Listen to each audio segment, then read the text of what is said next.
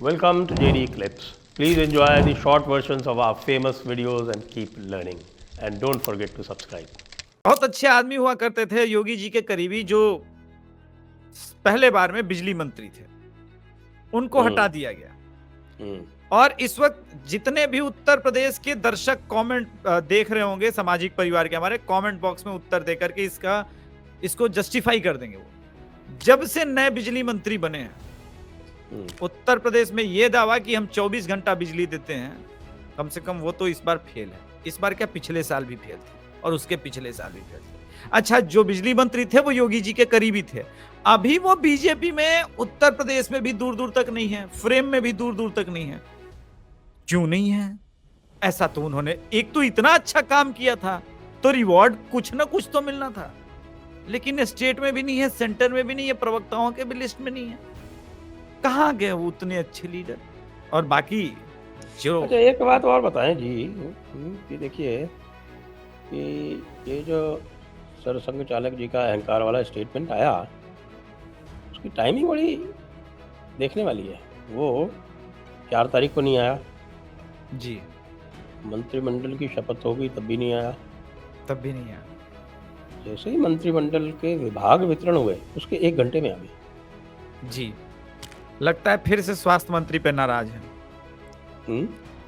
नए स्वास्थ्य मंत्री पर फिर नाराजगी है। किस मंत्री पर नाराजगी है ये गेस कर लें लोग। अब एक नंबर 2 पर वाला जो अहंकार वाला जो मैसेज दिया है, आपको मैं ये बता सकता हूँ कि वो जो अहंकार वाला मैसेज है वो मोदी जी के लिए नहीं है। बिल्कुल बिल्कुल नहीं है, लेकिन नंबर 2 के लिए है सर। रहने दीजिए, नाम क्यों लेना है, लोग समझ जाएंगे। नंबर 1 नंबर 2, मैं ये नहीं कह रहा हूँ कि प्रदेश बीजेपी के प्रेसिडेंट के लिए था, लेकिन उन्होंने भी 1-2 ब्लंडर जो बोले थे जिसके इम्पैक्ट हुए कि बीजेपी डजंट सब्सक्राइब भगवा। अरे भगवा के बिना भाजपा की पहचान ही क्या है? भगवा नहीं तो बीजेपी नहीं। अच्छा, भगवा नहीं तो हम तुम्हारे साथ नहीं भैया। और नहीं, हमारा आप क्या, कोई साथ में नहीं है। बीजेपी की पहचान ही भगवा से है। ये झूठ बोला है आपने। दूसरा झूठ उससे बड़ा आपने ये बोला कि संघ की आवश्यकता नहीं। अच्छा, आप उनको हम संघ के भरोसे नहीं हैं। आप तो लेफ्टिस्टों को इंटरव्यू दे रहे थे, तो वो 2-2 सेकंड के क्लिप चला के अपने हिसाब से आपके लिए नकारात्मक माहौल बनाने में कामयाब हुए। तो वो सब अब ठीक करने के बाद जब संघ, देखिए फाइनली आपको अल्टीमेटली जाना पड़ेगा संघ के वहीं पास, और संघ ही सॉल्यूशन निकालेगा।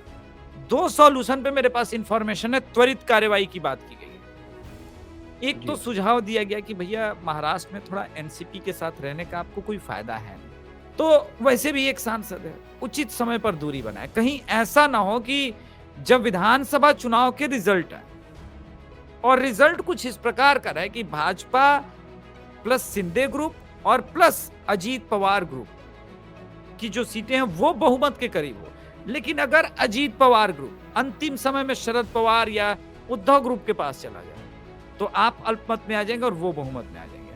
ट्रस्ट वाला फैक्टर, आरएसएस को अजीत पवार पर ट्रस्ट नहीं है। ये क्लियरली गोरखपुर में भी जो मीटिंग हुई थी उससे छन के आई है। बहुत सारी बातें हुई है यूपी को लेकर के, प्लान कैसे करना है, कैसे बूथ स्तर तक संघ के किन किन कार्यकर्ताओं को कहां कहां पर कैसे वरीयता देनी है, उन सब मुद्दों पे बात हुई है। योगी जी ने साफ साफ 2 दिन पहले भी मीटिंग की थी तो कहा कि अब आप क्षेत्र में जाइए और अपने कार्यकर्ताओं से प्रणाम पाती कीजिए, उनसे मिलिए जुलिए, उनकी बात सुनिए। और विधायकों को साफ साफ कहा गया है कि भाई आप कोई भी प्रॉब्लम हो तो मुझे नहीं और चीफ सेक्रेटरी को नहीं, आप अपने स्तर से सॉल्व कराने का प्रयास कीजिए, हम सारा कुछ खोल रहे हैं आज से। यानी जो एक विधायकों को प्रॉब्लम था कि वो कर नहीं पा रहे हैं कुछ, वो चीज खुल गई है। तो आने वाले 2-3 महीनों में वो इम्पैक्ट आपको दिखने लगेगा ग्राउंड पर जी। और अब तो इंद्रेश कुमार जी भी वक्तव्य देने लगे। हाँ, मैं आ रहा हूँ उस पे आ रहा हूँ। इंद्रेश कुमार जी ने क्या एमआरएम से रिजाइन कर दिया है? हिंदुत्व नहीं, की बात कैसे करने लगे? नहीं, मैं आ रहा हूँ सर। आपने पूछ लिया इंद्रेश कुमार जी का तो मैं आ रहा हूँ। एक आदमी को पिछले 20 साल से पैसे से, रिसोर्स से और टाइम, ये तीनों उसने खराब किया। टाइम खराब किया, रिसोर्स खराब किए संघ के, और पैसा तो बर्बाद किया। चलिए वो तो अलग बात है।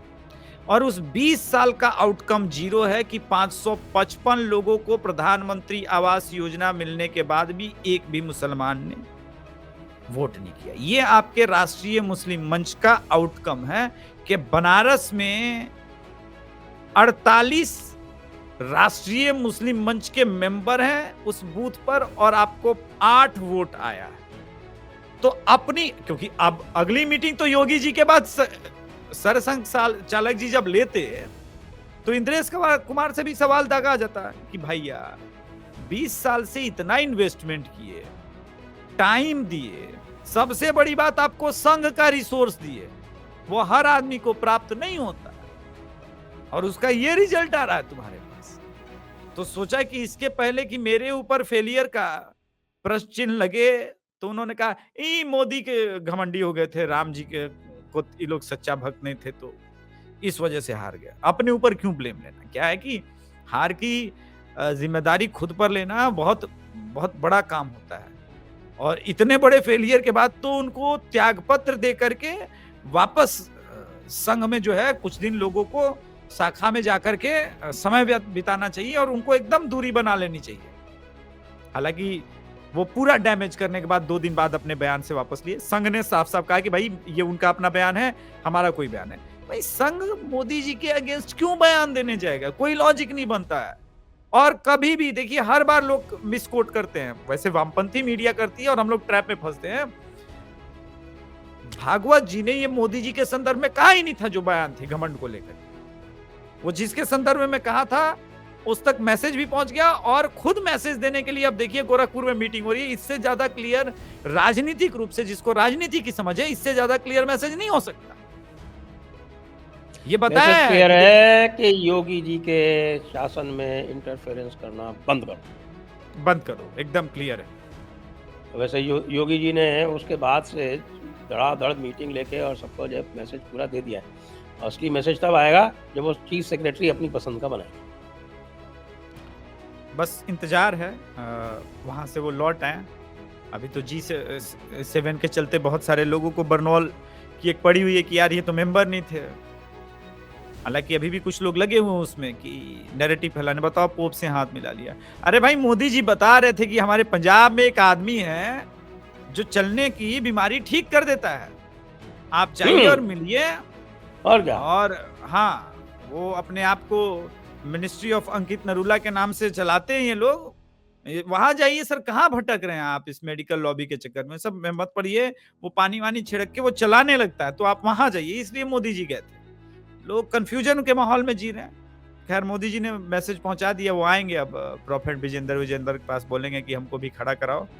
देखते हैं कि कितना सफल होते हैं।